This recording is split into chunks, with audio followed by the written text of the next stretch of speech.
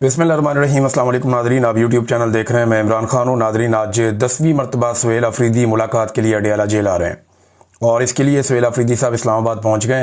अरकान को ये कह दिया गया कि आप लोग भी पहुँचें और कारकुनों की तादाद भी अब अडियाला जेल के बाहर पहुँचेगी। इससे पहले हमने देखा कि 2 दिन पहले अलीमा खानम पे और इमरान खान साहब की जो बाकी बहनें हैं उनके ऊपर और वहाँ मौजूद कारकुनों के ऊपर वाटर कैनन का इस्तेमाल किया गया आधी रात को सर्दी में। और कुछ लोग इसको बड़ा नॉर्मलाइज कर रहे थे, कुछ नहीं होता, बिल्कुल ये नॉर्मल है, ये पूरी दुनिया में होता है।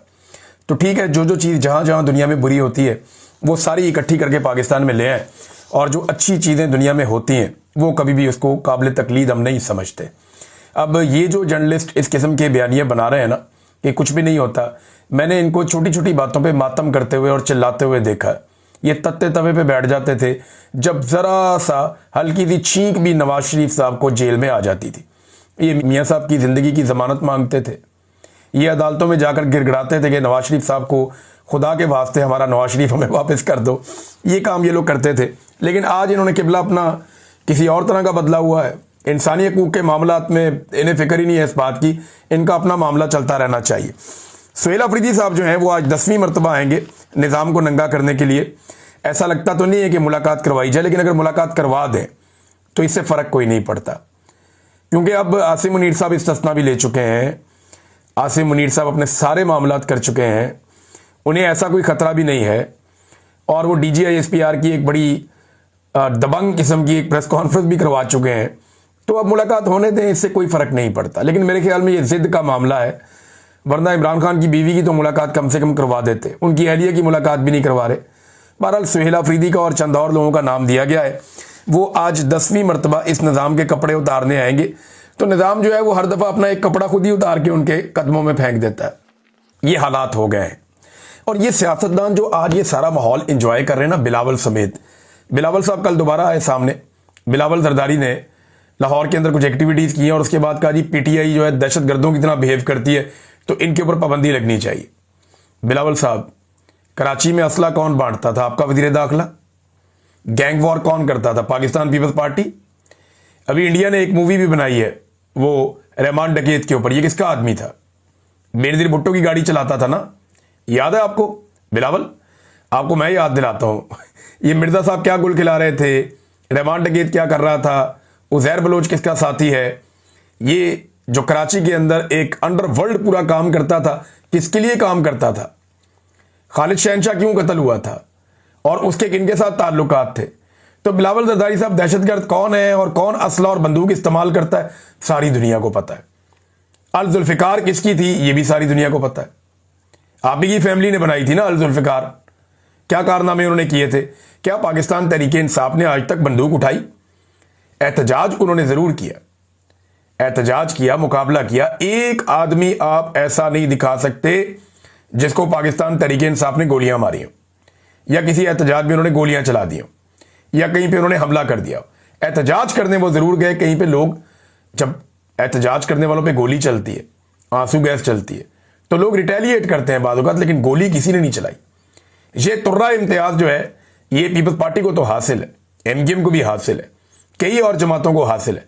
तहरीके लब्बैक वालों ने भी काफ़ी मार कुटाई की है, लेकिन PTI ने वो नहीं किया। तो बिलावल ना बताएं दुनिया को कि दहशतगर्दी क्या होती है और दहशतगर्द किस तरह के होते हैं, उनका तो ये बनता ही नहीं है बताना। और अब वो पाकिस्तान तहरीके इंसाफ के ऊपर पाबंदी के बहाने इसलिए ढूंढ रहे हैं कि इन्हें ये समझ आ गई है कि पाकिस्तान तहरीके इंसाफ को मैदान में शिकस्त देना नामुमकिन है। लिहाजा मैदान में शिकस्त देने की बजाय बेहतर यह है इनको मैदान से ही आउट करो। उसके लिए गेम की जा रही है, देखते हैं क्या करते हैं। बहरहाल सुहेल अफरीदी साहब जाएंगे और फिर दोबारा खबर बनेगी, दोबारा वो धरना देंगे, बैठेंगे, शोर मचाएंगे। जो भी एक्टिविटी 2 दिन पहले हुई वो भी सारी दुनिया ने देखी और ये भी सारी दुनिया देखेगी। अलीमा खानम ने एक इंटरव्यू दिया ऑस्ट्रेलियन मीडिया को, उन्होंने चंद बातें की। उन्होंने कहा जी अदालती अहकामात के मुताबिक 1 हफ्ते में फैमिली, वकला और इमरान खान साहब के जो दोस्त हैं या सियासी लोग हैं, इनकी मुलाकातों की मद में 24 अफराद की इमरान खान साहब से मुलाकातें ज़रूरी हैं जो अदालती अहकामात हैं। लेकिन ये पिछले 1 साल से मुलाकातें महदूद कर रहे हैं। ये पहले 6 फैमिली मेंबर से 3 पर और 3 से फिर 1 पर और फिर बिल्कुल मुलाकात पर पाबंदी पर पहुंच गए हैं, ये अलीमा खानम ने कहा। उन्होंने कहा इनके लिए मसला ये है कि इमरान खान इस वक्त 85 से 90% तक अवाम की आवाज़ है। और 11 दिसंबर को इंसदाद दहशतगर्दी की अदालत में मैं पेश हो रही हूँ, यानी आज के दिन, और चार्ज होकर शायद सज़ा की तरफ ये मुकदमा जा रहा है। मेरे ऊपर इल्ज़ाम यह है कि इमरान खान का पैगाम मैंने कौम तक क्यों पहुँचाया, और इमरान खान का पैगाम यह था कि कौम अपने हुकूक के लिए, जमहूरियत के लिए, रूल ऑफ लॉ के लिए खड़ी हो जाए। ये जनाब अलीमा खानम ने इंटरव्यू दिया। एक और बात उन्होंने कि इमरान खान ने पैगाम भेजा कि आसिम मुनीर का ज़हनी तवाज़ुन दुरुस्त नहीं है, अगर मुझे या बुशरा बीबी को कुछ हुआ तो तनहा इसका जिम्मेदार आसिम मुनीर होगा और किसी पे जिम्मेदारी नहीं आएगी। ये अलीमा खानम ने बैनुल अक़वामी मीडिया को इंटरव्यू दिया, काफ़ी वायरल हो रहा है ये इंटरव्यू। और इसके अलावा एक और जनरल नईम लोधी साहब हैं, उन्होंने एक ट्वीट किया है। आप ज़रा इसके ऊपर गौर करें तो आपको अंदाज़ा हो जाएगा कि कितनी सिंपली उन्होंने वो सारी चीज़ें कौम के सामने रख दी हैं जो इतने लंबे अरसे से एस्टेब्लिशमेंट को समझ नहीं आ रही। अब ये रिटायर्ड जर्नैल हैं, ये कहते हैं आज अगर आप डिप्लोमेसी डिप्लोमेट्स के हवाले कर दें, मईशत इकोनॉमिस्ट के हवाले कर दें, सियासत सियासतदानों के हवाले कर दें, बातचीत कबायली बड़ों और सियासतदानों के हवाले कर दें और अपने काम पर तवज्जो मरकूज करें, अगर 6 माह में सब ठीक ना हो जाए तो आप कहिएगा। ये तो 6 माह कह रहे हैं ना, 4 माह में सब ठीक हो जाएगा। आज मिलिट्री एस्टेब्लिशमेंट इसमें से निकल जाए, ये जो खेल वो खेल रहे हैं खेलना बंद कर दें, सियासतदानों को सियासत करने दें और मुज़ाकरात का रास्ता खोलें और चीज़ों को चलने दें। डिप्लोमेसी जो है डिप्लोमेट्स करें ना, मईशत को चलाने के लिए इकोनॉमिस्ट आगे आए, ना कि ये खुद अपना दिमाग वहां पे लगाएं। तजुर्बा ही नहीं है उसके अंदर इनका, ये कर ही नहीं सकते। जो सारी जिंदगी तरबियत लिए लड़ने की, ठीक करने चल पड़ते हैं मईशत को, तो मईशत कैसे ठीक होगी? वो तो नहीं हो सकती।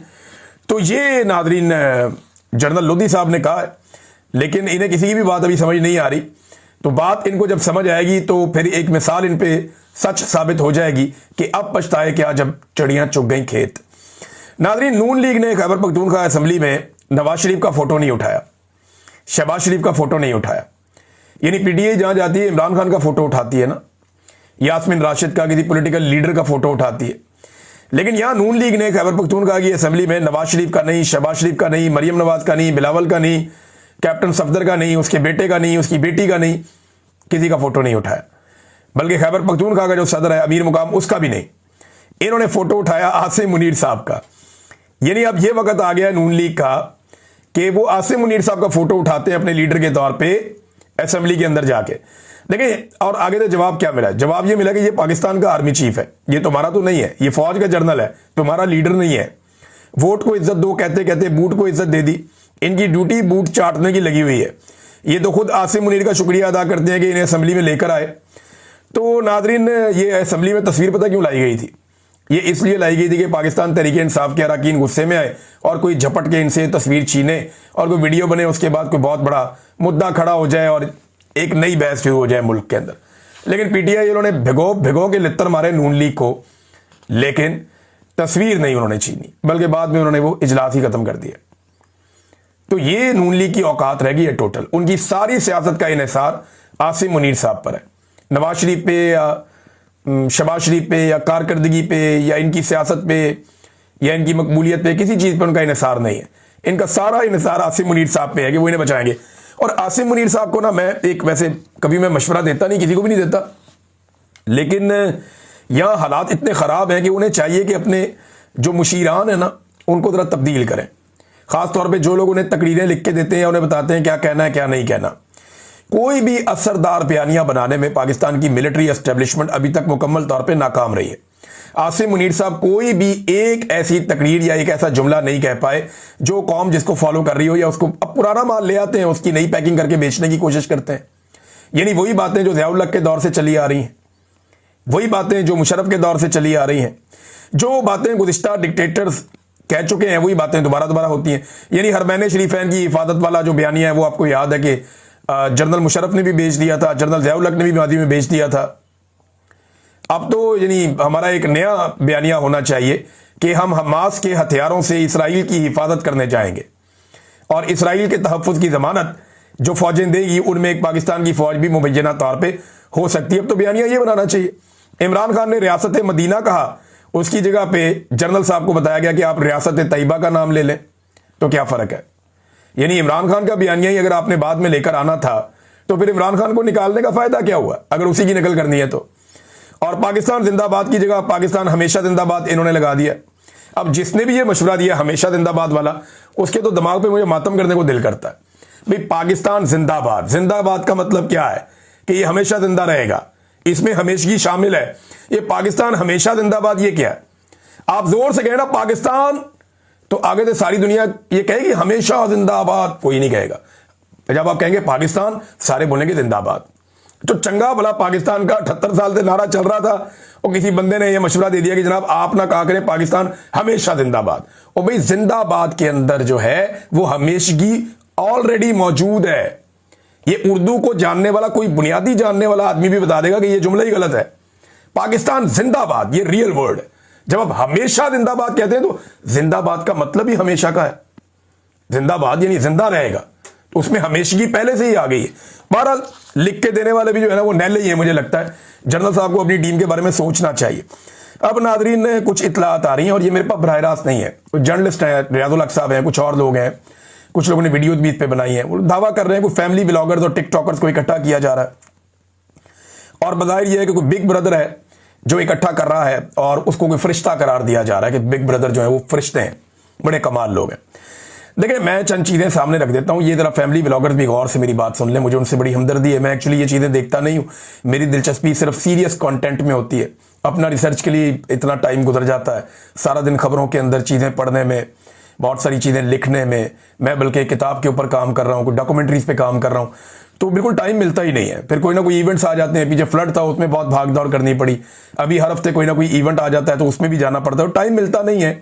लेकिन मैं इन्हें एक मशवरा लगे हाथों दे देता हूँ कि इन्हीं बिग ब्रदर्स की वजह से आज तक पाकिस्तान में इदारे नहीं बन पाए। इन्हीं की वजह से कभी सियासी और माशी इस्तेहकाम पाकिस्तान में नहीं आया। इन्हीं बिग ब्रदर्स की वजह से क्लाशनकोफ कल्चर पाकिस्तान में आया। इन्हीं की वजह से आधा पाकिस्तान 1971 में टूट गया। बलूचिस्तान और कबायली इलाकों में जबरी गुमशुदगियां यही बिग ब्रदर्स करते हैं। उसामा बिन लादेन पाकिस्तान में इन्हीं की वजह से मारा गया। जबरी गुमशुदगियां पाकिस्तान में जितनी भी हो रही हैं, चाहे वो सहाफ़ियों की हो रही हैं, चाहे वो सियासतदानों की हो रही हैं, चाहे बाकी लोगों की हो रही हैं, यानी इसमें वकला की भी हुई हैं, और जितने इंसानी हकूक के लिए आवाज़ उठाने वाले लोग हैं उनको जबरी तौर पे लापता किया गया है। ये सारी जबरी गुमशुदगियां, इनके पीछे आपके बिग ब्रदर्स ही होते हैं। हुकूमतें बनाने और गिराने में भी बिग ब्रदर्स होते हैं। चादर और चार दीवारी का तकद्दुस जब भी पामाल होता है तो पुलिस वालों के साथ कोई ना कोई बिग ब्रदर होता है। कायदे आजम फातिमा जना, लियाकत अली खान, हुसैन शहीद सोहरवर्दी, वली खान, जुल्फ़िकार अली भुट्टो, बेनज़ीर भुट्टो और इमरान खान तक तमाम लीडर्स जो निशाना बने इन्हीं बिग ब्रदर्स का निशाना बने। यानी इन्हीं बिग ब्रदर्स ने जनरल बाजवा की एक्सटेंशन की ख्वाहिश पर मुल्क में रजीम ही तब्दील कर दिया, और इन्होंने ही 2024 का पाकिस्तान के जो मैंडेट है, अवाम ने जो मैंडेट दिया था, पूरा इलेक्शन बिग ब्रदर्स ने चोरी कर दिया। मन मर्जी की FIR लोगों के ऊपर करवा दी। सहाफ़ियों को, वकीलों को, इंसानी हकूक के लिए आवाज़ उठाने वालों और अपने हकूक मांगने वालों तमाम तबकात के लोगों को जबरी तौर पर लापता किया। जजों और सियासतदानों के कमरों में जो खुफिया कैमरे लगाए गए वो भी बिग ब्रदर्स के ऊपर इल्जाम लगता है। ब्यूरोक्रेसी को अपनी मर्जी से इन्हीं बिग ब्रदर्स ने चलाया। सियासी मामलात में कभी बराह रास्त और कभी बिलवास्ता मुदाखलत करते रहे यही बिग ब्रदर्स, और बार बार इन्होंने अपने हलफ को तोड़ा। कायदे आजम मोहम्मद अली जिन्ना जो पाकिस्तान के बानी हैं, उनके फरमान की भी इन्होंने खिलाफ वर्जी की। कभी ये जहादी बनाते हैं, कभी दहशतगर्द बनाते हैं। तो पाकिस्तान में जो एक तजर्बागाह बनाकर रख दी गई, पाकिस्तान को एक ऐसी लेबॉर्ट्री बना दिया गया जहां हर तरह का तजर्बा हुआ, तो इन तजर्बों के पीछे सबसे ज्यादा बिग ब्रदर्स रहे हैं। देखिए, हमें पाकिस्तान में किसी बिग ब्रदर की जरूरत नहीं है। हमें पाकिस्तान में आईन की बालादस्ती की जरूरत है, रूल ऑफ लॉ की जरूरत है, इंसानी हकूक और शख्सी आज़ादियों की जरूरत है, आज़ाद अदलिया और आज़ाद मीडिया की जरूरत है, मैंडेट के एहतराम की जरूरत है। पाकिस्तान में रूल ऑफ लॉ चाहिए, मुल्क में मेरिट की जरूरत है। अब इन टिकटॉकर्स को या यूट्यूबर्स को, जो फैमिली ब्लॉगर्स हैं, इनको जो अफसरान तंग कर रहे थे ना, ये अफसरान मेरिट के ऊपर नहीं आए हुए थे, ये मेरिट के खिलाफ आए हुए थे ज्यादातर लोग। और क्योंकि इनको बिग ब्रदर्स लेकर आए थे, वो इन्हें अपने मकासद के लिए इस्तेमाल करते रहे कि इमरान रियाज को पकड़ लो, फलाने को पकड़ लो, उसको पकड़ लो, इसको पकड़ लो, तो ये उनके लिए खिदमात कर रहे थे, तो ये आपे से बाहर हो गए और इन्होंने 2 नंबरी शुरू कर दी। अगर ये बिग ब्रदर्स का नाम ना लेते तो शायद बिग ब्रदर्स को कभी कोई एतराज ना होता। आज पाकिस्तान के ऊपर जो नाअहल और करप्ट टोला मुसल्लत है, उसके पीछे भी ये बिग ब्रदर्स हैं।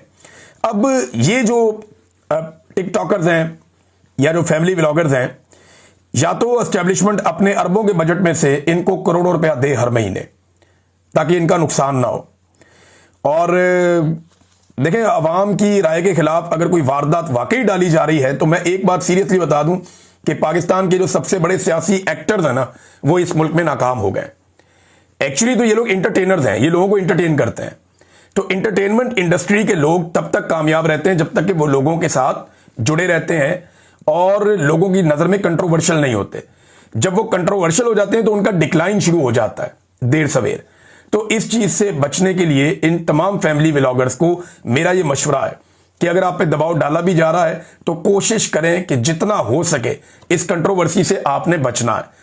बिग ब्रदर आपको थोड़ी देर के लिए अच्छा लग सकता है, हमें भी थोड़ी देर के लिए बहुत अच्छा लगता था, लेकिन ये ज्यादा देर के लिए या लंबे अरसे के लिए ये नुकसानदेह है और इसने पाकिस्तान को बहुत नुकसान पहुंचाया। तो आप इससे महफूज रहें और अपना काम करें, अपने काम पर तवज्जो दें। आप लोग अच्छा इंटरटेन कर रहे होंगे लोगों को, तो लोगों को इंटरटेन करें, उन्हें खुश रखें और आप खुद भी खुश रहें और अल्लाह ताला आप सबको अपने हिफ्ज़ व अमान में रखे। लेकिन इस तरह की अगर कोई चीज़ आप करने जा रहे हैं तो एक मरतबा सोचिएगा ज़रूर, क्योंकि बाद में फिर आपको भी ये कहना पड़ेगा कि अब पछताए क्या जब चिड़ियाँ चुग गई खेत। तो इससे आपने बचना है। नाज़रीन, एक खबर मैं आपको और देता हूँ। देखिए, पाकिस्तान में और भारत में एक ही दिन में 2 एक्टिविटीज़ हुई और दोनों एक्टिविटीज़ में आपके सामने रखूंगा तो आपको फ़र्क पता चल जाएगा। एक ही दिन अमेज़न ने यह ऐलान किया कि वो भारत में 35 अरब डॉलर्स की सरमायाकारी करने जा रहा है और उसी दिन पाकिस्तान ने यह ऐलान किया कि IMF पाकिस्तान को 1.3 अरब डॉलर्स कर्जा देने जा रहा है। अंदाजा करें आप, ये भारत है और ये पाकिस्तान है। एक के तैयारे गिरे और एक ने गिराए, लेकिन हम कहां खड़े हैं? 35 अरब डॉलर सिर्फ एक कंपनी भारत में सरमायाकारी लेकर आ रही है और पाकिस्तान से सारी कंपनियां जो बैनुल अक़वामी थी वो एक एक करके भागती जा रही हैं, पाकिस्तान से निकलते जा रहे हैं। तो ये कॉन्फिडेंस क्यों नहीं कर रहे लोग पाकिस्तान पे? 1.3 अरब डॉलर पाकिस्तान ने लिया, क्या हम इसी काम के लिए रह गए हैं, कर्जे लेने के लिए? और भारत सरमायाकारी भारत के अंदर लेकर आ रहा है। पाकिस्तान इतनी सरमायाकारी पिछले कई सालों में नहीं ला सका जितनी एक एक सौदे में भारत अपने मुल्क के अंदर ले आता है। बेशक वो बड़ा मुल्क है, लेकिन हमारे पास भी पोटेंशियल है, हम उनके साथ ही आजाद हुए। हमारे रुपए की जो कदर है वो भारत से ज्यादा थी, आज भारत से कम है और बहुत कम है। इसके लिए कौन जिम्मेदार है? जनरल लोदी की बात जो है, जो मैंने पहले आपको सुनाई, उसे याद रखिएगा, बल्कि बार बार याद कीजिएगा। थोड़े दिन पहले आपका वफाकी वज़ीर इत्तलात कह रहा था कि पासपोर्ट की बड़ी इज्जत हो गई, पूरी दुनिया में लोग सैल्यूट मारते हैं, लोग जो है रश्क से देखते हैं पाकिस्तान का पासपोर्ट। मैं एक चीज बताता हूं आपको, ये देखें, ये नई रैंकिंग आ गई है इंटरनेशनली दुनिया के पासपोर्टों की। जो दुनिया के 5 बदतरीन पासपोर्ट हैं उनमें एक पाकिस्तान का है। अफगानिस्तान, शाम, इराक, सोमालिया और पाकिस्तान। और यमन, शुमाली कोरिया, फलस्तीन, Bangladesh, Sudan, Libya, Kenya, Nigeria, Ethiopia, Iran, Nepal, Bhutan, Congo, Sri Lanka, Burma, Vietnam, Bosnia, ये सारे मुल्क पाकिस्तान से बहुत बेहतर है। इनके पासपोर्ट पाकिस्तान से बहुत बेहतर है। इंडिया तो बहुत ही बेहतर है। ये पाकिस्तान की हालत किसने की?